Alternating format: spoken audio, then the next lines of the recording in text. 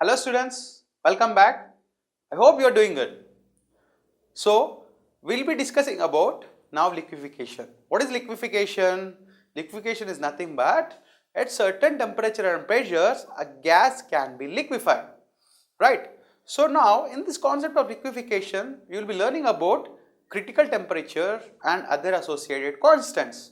So in this part it will be dedicated to critical temperature and associated constants. So let's start with the topic. So critical temperature and associated constants. So what is critical temperature?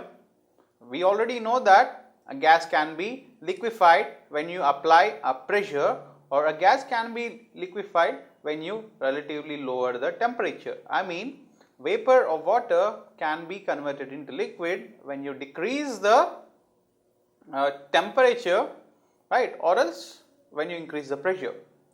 So critical temperature is that temperature at which your gases can be liquefied. So you can see this is an isotherm. In this isotherm, what happens is you have a relationship between your pressure and your volume.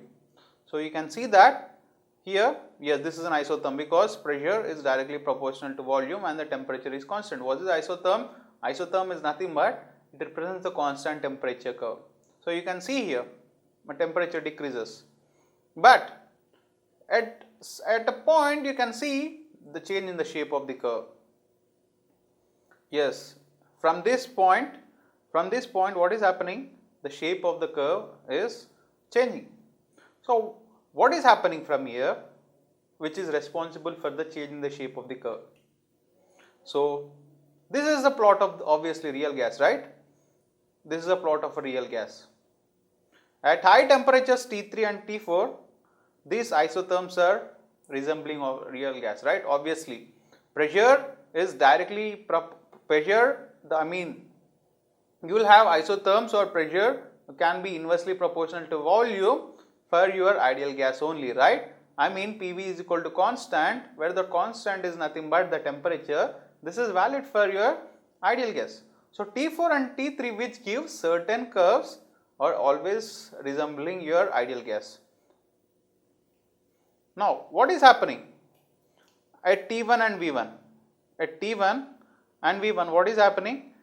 The gas volume is decreased. The gas volume is now decreased and your pressure is increased. Your pressure is increasing and your gas volume is decreased. So from V2 to V3 you can see, the volume is decreasing. The volume is decreasing, but there is no change in pressure. You can see there is no change in pressure, right? It is P itself. It is P itself. So what that gives you an idea? That gives you an idea about that my condensation takes place at and my pressure is equal to vapor pressure at T1. So at T1, where my volume is decreasing, volume of gas is decreasing, that means here the temperature is constant, which is T1, my pressure is also constant. So you can come to conclusion that there is a condensation taking place, right? And what is condensation? Condensation is nothing but transforming a vapor into a liquid. So at T1 my volume is decreasing from V2 to V3 and condensation is also taking place, and condensation means what? A gas is converted into a liquid. So this pressure is also called the vapor pressure, right? What is vapor pressure? Vapor pressure is nothing but it is a pressure where your liquid starts boiling, right? And generally at that point itself condensation also can be taking place. So pressure rises steeply. So you can see here from V3 how your pressure is drastically increasing because liquid is compressing, right? So pressure rises steeply after V3 because liquid compression is difficult, right? Gases can be compressed easily, but liquids to compress the liquids you need very high pressures. That is explained, right? That is explained here. To decrease a very small volume of a liquid, you have to supply higher amount of pressure. So you need very high pressures. So that's why your pressure rises steeply after V3, because liquid compression is difficult. So next, what is critical temperature? I already told you about it. Now in this graph, what are you getting an idea about? You are getting so that at higher temperature, your plateau region. What is your plateau region? This is your plateau region. This is your plateau region. This is your plateau region. So the plateau region is decreasing, right? Plateau region is nothing but it is the length of this. So as the length is decreasing, that means the plateau region is becoming shorter. So at a temperature Tc, what is happening? The plateau becomes a point. This line becomes a point. And what is that point? That point is nothing but it is the critical temperature. So critical temperature is that temperature where your plateau becomes a point. And what is this plateau giving you an idea about? The plateau gives an idea about condensation, right? This plateau is giving an idea about condensation. So here at this what is happening? The condensation is occurring from V2 to V3. Here also you can see that condensation is taking place for a long volumes.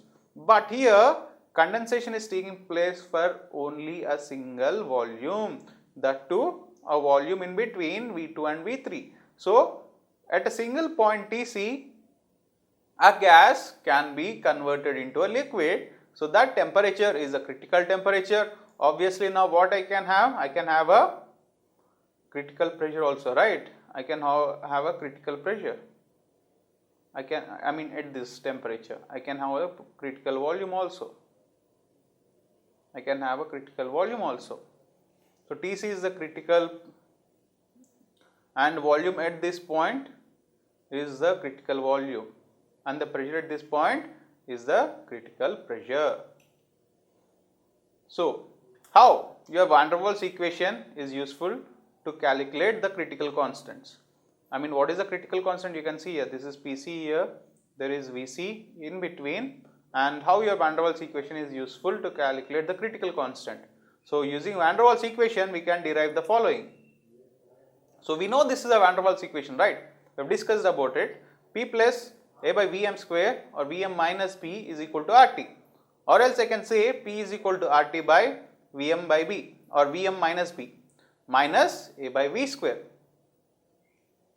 And at Tc, Vc and Pc, it's a point of the inflection on PVM graph, right? It's the point of inflection. And remember, at any point of inflection, dP by dVm with respect to temperature is 0, and at point of inflection, d square P and dVm square with respect to T is also 0. Now use the same concept, that dP by dVm T, first differentiate this equation P plus A by Vm square Vm minus AB.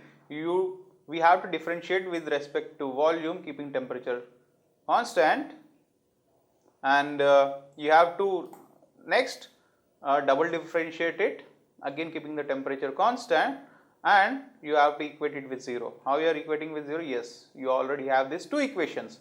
So from these two equations, you arrange them, you get two equations, you arrange them, and you will get the value of what?